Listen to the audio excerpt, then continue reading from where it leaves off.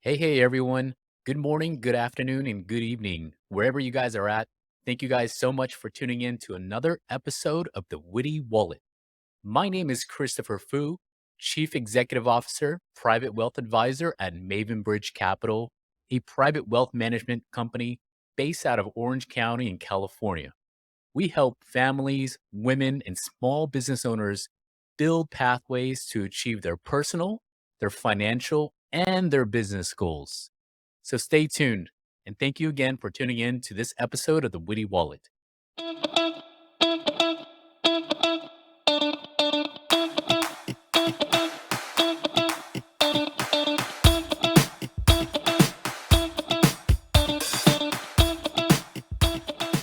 Hey, everyone. Again, thank you guys for tuning in to this episode of the Witty Wallet. My name is Christopher Fu. Again, hope you guys are doing well today. I wanted to start off today by sharing a story from my practice, from my business. Again, as a financial planner, one of the things that I do for a lot of my clients is help them with retirement planning. I do have a lot of clients that are of the baby boomer generation, the biggest generation, in the world. And right now they are in the prime of their retirement. And with a lot of my clients, we do a lot of what we call retirement income planning. And what that involves is really trying to plan out essentially how much income they're going to need to live off of for the rest of their life, right? Because the goal is not to outlive your money where you have no more money coming in or no more income coming in, and you start asking yourself, well, what do I do now, right? The goal is always to have your money outlive you. So when it comes to the process with a lot of my clients, we generally start with a discovery questionnaire and really go into it. And one of the questions that or issues that I would say that we get into is revolving around longevity and expected life expectancy. So it asks a couple questions to my clients. Tell me about as far as your family history. How long did your parents live for? Your mom, dad. Are there any health issues that you're currently going through right now, or that we need to be aware of? Because these are all things that can impact your longevity. And so, I get the feedback from a lot of them, and I tell them, on our plans, what we generally do is we use a life expectancy table. For men, we say that men are going to live to, for example, 90, and for women to 92, as an example, right? So, and most of the response I get is everyone tells me I'm not going to live that long. I'm going to be gone before then. Um, and I know for most of you like me, I want to live as long as possible, as long as I'm healthy, I can enjoy life. But at the end of the day, we don't dictate, when we're going to leave this earth. And we can't say, oh yeah, I'm not going to live to 90. Who knows how long we're going to live for, right? So the whole point of planning is to plan for the unknowns, and that is a big unknown. We don't know how long we're going to live for. So it's not surprising anymore when I ask a lot of my clients that, or even people that I'm working with, because that's majority of the answer I'll get. They'll be like, I'm not going to live that long, so I don't need to worry about it. It's like, no, that's not how this works.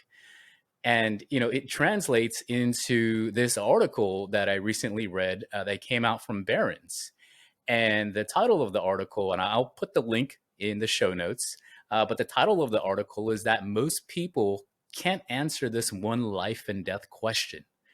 And for this question, for this article, essentially, two-thirds of U.S. adults can't answer the following questions, which actually came from a survey of more than 3,500 people.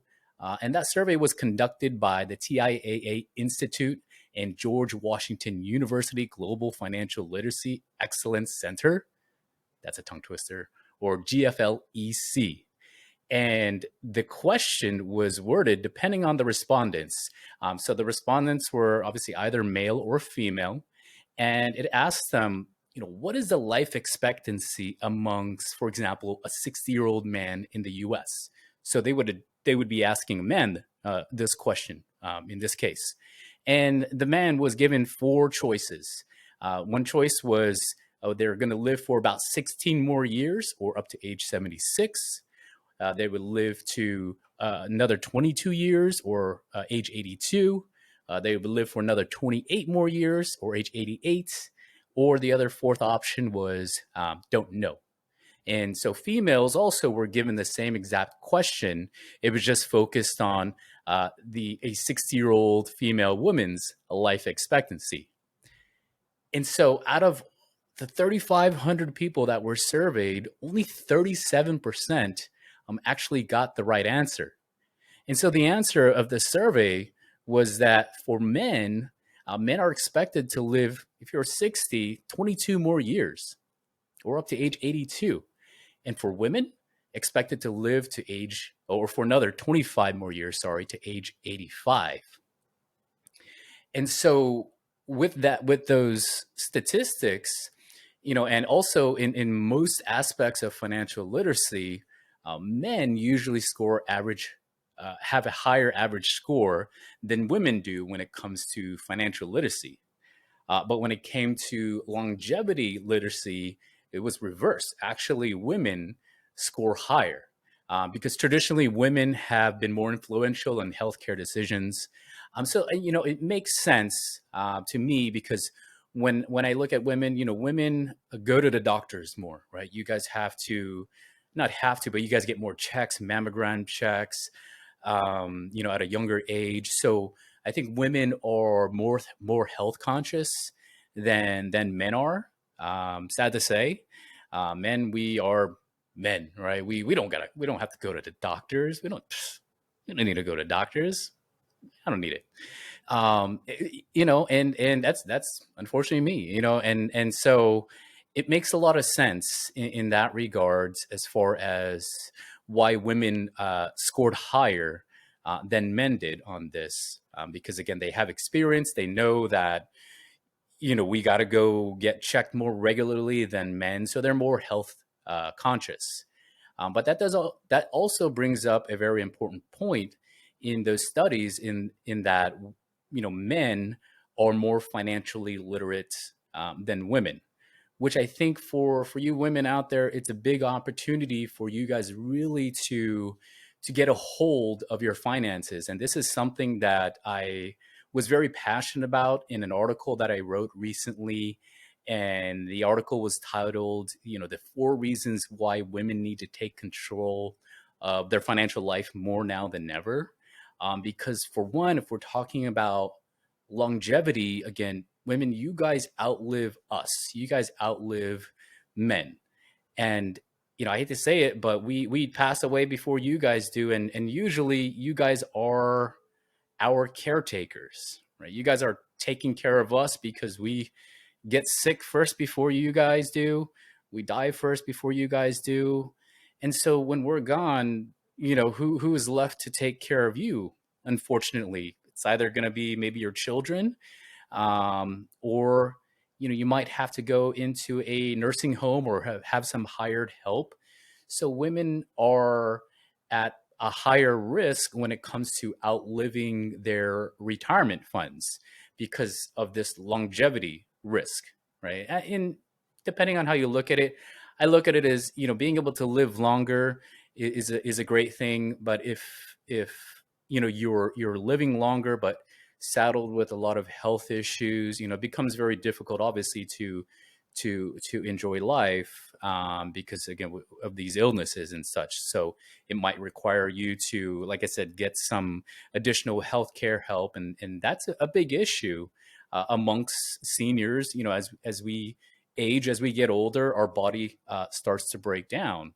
And when working with a lot of my baby boomer clients, a lot of them tell me that that's their number one concern is potential health issues in the future, which I get it, which completely makes a lot of sense, right? It's just the natural progression of life, of our bodies, of just how things progress. And so going back to this whole uh, longevity study that they did, I think it's important to note that when we're looking ahead, if you're a baby boomer, for example, in your 60s, just keep in mind again, you can't predict when you're going to die, right? You can live for 20, 30 more years, and that's statistically most likely going to happen. So you have to start questioning and start asking yourself, okay, what do I want to do now that I hit retirement? What am I going to do for the next 20 plus years? And I hope you've thought about that. And I say that candidly because I ask a lot of people that, and they don't think about it. The general question I get is, "Oh, I'm gonna travel.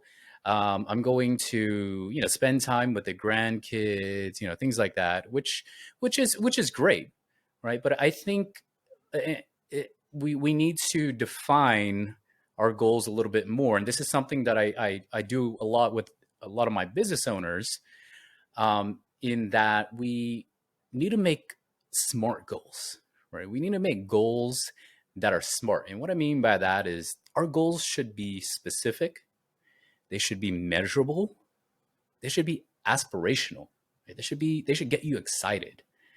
They should be realistic, and also they should be time based, right? So having smart goals, I think, is a beautiful motivator to get us to do the actions that we need in order to achieve those smart goals, rather than just saying, "Oh, I want to lose weight in 2023." Okay, well, that's what you said last year. How much weight do you want to lose, and why? What is it going to do for you when you lose that weight and start to get that feeling inside? So, again, this is an exercise that I do with a lot of my clients as well when we're talking about retirement planning, or just some type of long-term planning, is having these smart goals. And so, and like I said, also having an open mind, and knowing that, again, you can't control, in this case, for example, your longevity, right? If you guys remember in the last podcast, I was talking about what you can control and what you can't control. And I was talking about, you can't control inflation, you can't control what the economy does. However, you can control what goes on within your life. Again, in this same instance, you can't control how long you are going to live. Well, in some cases, you can actually, by eating healthy, right? And that's what a lot of us are doing. And speaking of that, that's another reason why longevity is extending and people are living longer than before, because we're being a lot more health conscious, right? Most of us are. We're paying attention to what we're eating, looking at the labels. I try to look at the labels. If I can't pronounce it, I usually question myself and say, "Yeah, do I really want that?" Paying attention to what we drink, exercising a lot more, getting more active, and of course, also advances in healthcare and medicine. These are all positive factors that are attributing to longer longevity. So again, we have to be aware of that, especially when it comes to our financial goals, our planning, and the things that we want to achieve down the road. And so, continuing on this topic of life and longevity, you probably already know, or maybe you don't know, but there's several articles out there. You can actually go on the Social Security website and look at this for yourself. But the articles out there are stating that the Social Security trust fund will be depleted in 12 years from now, or that was last year, so 2034. Which means essentially right now we have more people receiving their Social Security benefits than money going in to the trust fund. So, in essence, because of this dynamic, that means that most people that will be receiving their benefits in 2034 and beyond, they're going to see roughly around a 23% reduction in what they're currently getting. So if you're getting, for example, 2,000 bucks right now, let's just say, come 2034, you're going to see that $2,000 get reduced by 23%. I don't know about you, but 23% is a lot. And it could be a lot more for, a lot of people, depending on your needs, depending on your circumstances. And and so if that problem continues to persist, gradually that 23% reduction, it's going to grow to, they estimate, around 26% by 2095. So that's a long ways away, right? But still, again, a 23% reduction in another 11 years, unless Congress um, comes together and reshuffles and makes some changes, right, to the uh, to the Social Security system. And so, why am I bringing this up, and how does this tie into longevity and everything? Well, it ties in a lot, because in another part of a lot of planning that I do for my clients, especially pre-retirees, one of the big questions I get is, hey, Chris, when should I take Social Security? So, for example, for those of you that don't know, um, the earliest you can start to receive your Social Security benefits is at the age of 62. So I get this situation a lot where I have a lot of people coming in pre-retirement, and we're talking about their sources of income, and and so they're going to get Social Security. Um, some will get a pension if they're very lucky, because pensions are not as widely available as they were many years ago. So they might get also rental income, and then the rest of it is going to come from their savings and investments. So most people, they say, I want to get my Social Security as early as possible, because you never know, I might die tomorrow. And so again, it goes back to that earlier article that I was just talking about at Barrons, in where people are not aware of longevity risk. Everyone thinks that they're not going to live that long. So I get it. I understand where the behavior comes from, where people say, no, I want to take it earlier than later, because again, you never know. I might die early. Most likely, I'm going to die early. But keep in mind, if you do take Social Security earlier than your FRA, or what we call full retirement age, and that age is dependent on when you were born, and you can actually go on the Social Security website, ssa.gov, to look this up, and you can actually create a login and look at what your expected Social Security benefits will look like when you approach 62, and the different age brackets that are available. So essentially, um, when you hit your FRA, again, full retirement age, that's essentially where you get 100% of your expected benefit.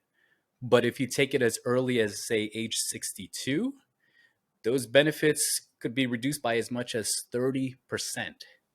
That's a lot. So again, simple math, right? If you were going to get $1,000 in Social Security benefits at your full FRA, or full retirement age, but you decide, you know what, I'm going to take it early because you just never know. You have that mentality, right? And you take it at 62, and that gives you a 30% reduction. Well, again, you would have got 1,000, but now you're only going to get $700.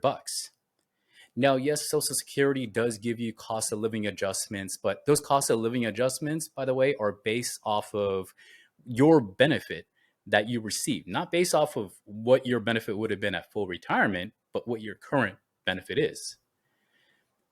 Now, if you decide and have the mentality and do some proper planning, and you have the ability to, some people don't take it at full retirement. They wait till the maximum age that they can continue to defer their benefits for, which is age 70. And by deferring, once you hit your full retirement age, let's just say your full retirement age is 67, and you wait until 70, Well, every year, so essentially in the next 3 years, your benefits are going to grow by an additional 8% a year. That's a free 8% return on your money. You can't get free 8% return in the market, right? So, not saying that that option is for everyone. Again, it all depends on your circumstances. It depends on if you have the ability to, again, not take Social Security so early.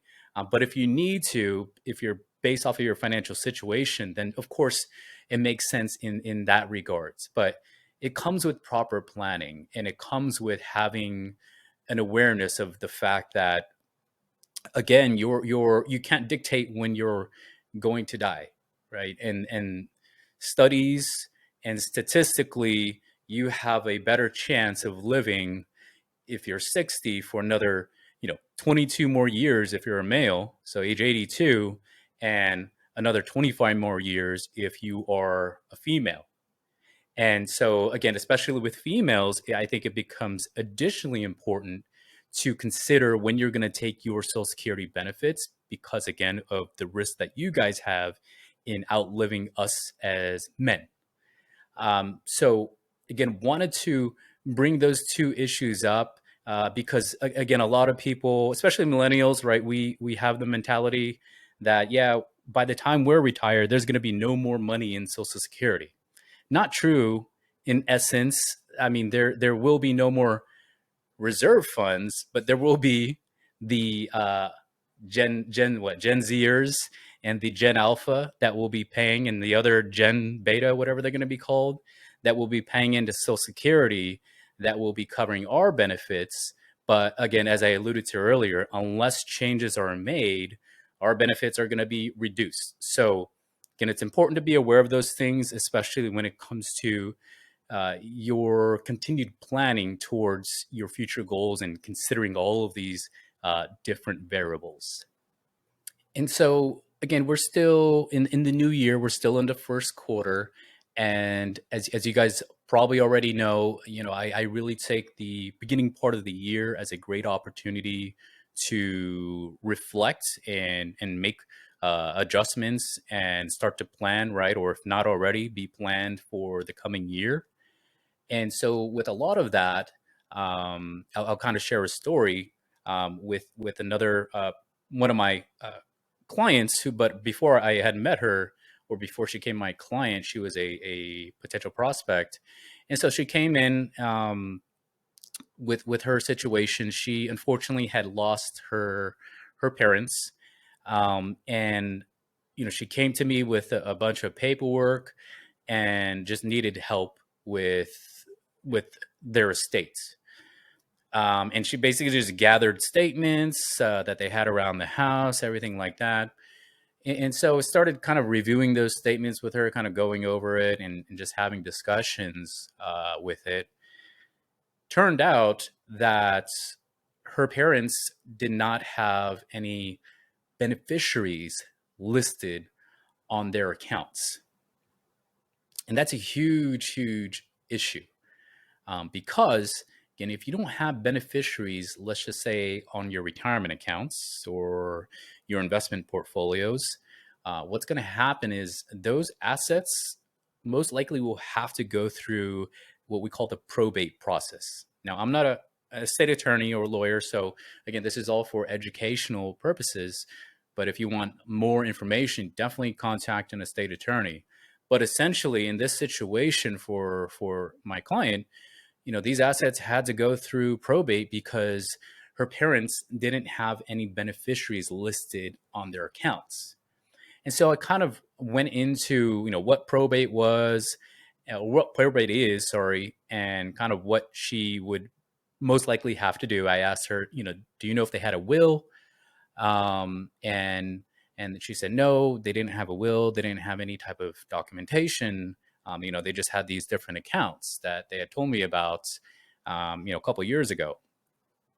And so I told her, unfortunately, these assets are going to have to go through probate, which means that the courts are going to handle the distribution of your parents' assets, their home, these investment accounts.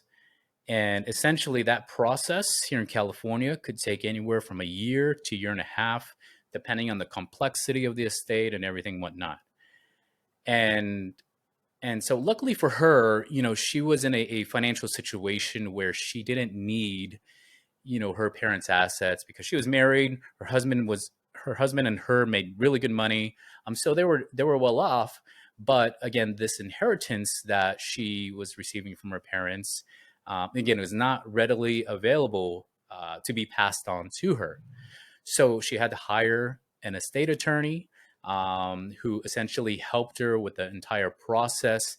And it took about a year for her to finally get the estate settled out of probate to where she was able to receive the funds. And we started working on that. And so the reason why I bring this up is, with a lot of my clients every year, we typically kind of do what we call a beneficiary review. And especially if there's big changes, clients have new babies, a passing in the family, brings up opportunity to see, or do we need to make any changes to your beneficiary decisions? Because again, this is something that I don't want my clients to have to go through, or I'm sorry, their children or their heirs to have to go through, because I've seen it with other people. Now, there are some people out there that will say, nah, I don't care. I'll let the courts decide because my kids, they can't agree, whatnot. So I'll just let the courts do it and, I'll be gone. That's some people, they do that, surprisingly. So in this instance, for you guys, I bring this up because, again, I always ask, especially, a lot of my friends who just had kids, and a lot of them I help, I ask them, have you guys updated the beneficiaries because you just had a new kid? And one of my friends was like, yeah, I did. And so a week passed by and I asked him, so did you check it out? He's like, yeah, you were right. I didn't update it. So luckily, again, he was able to update that information right away. And so this is another common question that I get is, well, I have a house. What happens to my house if I die? How does that get to be passed on to my children? Well, one of the best ways to do that is by getting a family living trust. Other ways around of doing that is, you can put your children on the deed if you wanted to, or you can get a transfer on death deed. And basically, this is just placing beneficiaries for your property. Now, in beginning of last year, in 2022, there were some adjustments to this transfer on death deed here in California, which says that it requires now two witnesses to witness your signature on this deed form. And of course, your signature needs to be notarized. Once you have your signature and form notarized, then you also got to make sure that you file this with your county recorder within 60 days from the date that that form was signed. So again, just some additional tips for you guys to think about. Again, I'm not an estate attorney, but these are things that I have regular conversations with my clients about. And I just wanted to bring these up to you because I think it's important to regularly review your beneficiary designations because, again, you never know what could happen to you. Again, those are things out of your control. And so before I let you guys go, just wanted to leave you guys with a quote. And again, this quote comes from Naval Ravikant from his book, The Almanac of Naval Ravikant. Probably butchering the name, sorry. And so what he says in one of his chapters, he says, making money is not a thing you do, it's a skill you learn. Right? It's not what you do, but it's a skill. So I love that quote. So again, thank you guys for tuning in to this episode of Witty Wallet. I hope you guys enjoyed the content. Oh, and before I let you guys go, again, remember when we're talking about planning and everything, talking about, again, looking ahead, remember I was talking about the FIT challenge, right? Are you guys financially fit to take on what is going to be occurring in your life that you have no control over, right? All of these unexpected situations are going to happen. That's just how life works, right? And going back to females and women being more health literate than we men are. Again, this is important. Going back to, again, women taking more control of their finances. Are you guys financially fit? So again, I challenge you guys to find out if you are. And to do this, head to our website, mavenbridgecapital.com/FFC, to take our fast, free, and anonymous financial health assessment. Again, it's completely anonymous. It takes less than 5 minutes. No sign up required. Email is optional, and you can also opt in for a free personal assessment that looks at where you stand when it comes to your social health, your personal, your mental health. It's not going to go in depth, but it just kind of gives you a baseline of where you stand. And like I said, the whole point of this financial health checkup is to see where you're at. And it's going to give you a base. It's going to give you a gauge as far as where you want to go, but it's going to give you the foundation of where you need to start from. So again, head over to mavenbridgecapital.com/FFC.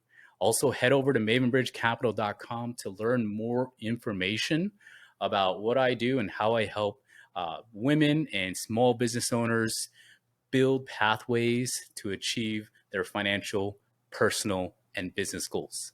Again, thank you guys. My name is Christopher Fu. Hope you guys have a great day.